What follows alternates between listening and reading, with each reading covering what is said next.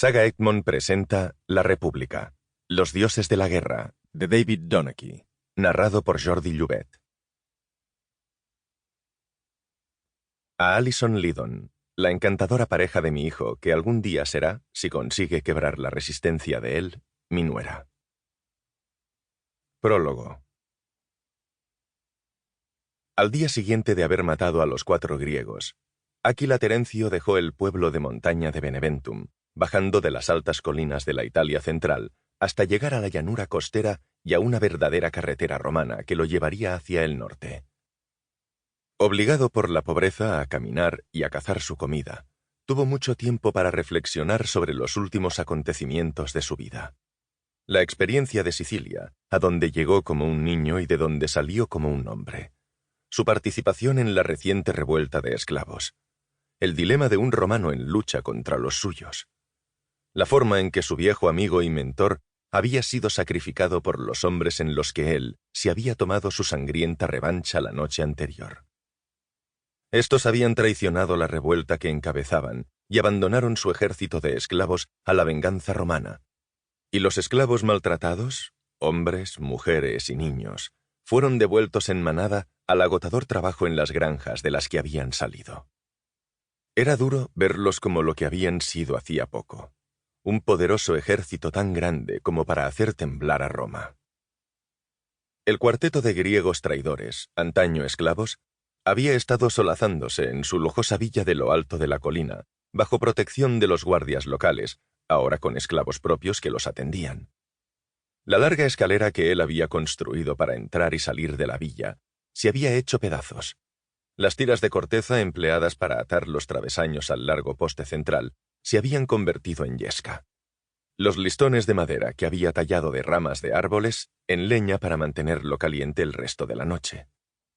Nadie le había visto entrar ni salir, y había matado rápido y en absoluto silencio a 3 de los renegados. Primero al cabecilla, cortándole la lengua, pues esa había sido el arma que había elegido para inspirar, y después traicionar.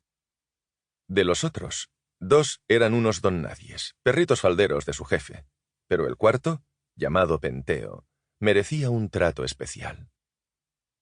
Había estado presente en la muerte de Gadoric, el guerrero celta al que Áquila veía como padre putativo, que había muerto como habría deseado, cargando contra sus enemigos romanos en un combate que no podía ganar. El camino al paraíso para alguien de su religión. Fue una triple venganza. Penteo también había asesinado a Didio Flaco, el excenturión que había llevado a Áquila por primera vez a Sicilia, y a Phoebe, la chica con la que había tenido una relación, que se había consumido entre las llamas del caserío de Flaco. Penteo murió muy despacio y con la lujosa ropa que llevaba al ser arrastrado fuera de la cama, embutida en la boca. El cuchillo del chico se había cebado sin descanso en su cuerpo, regodeándose en aquellos ojos llenos de dolor.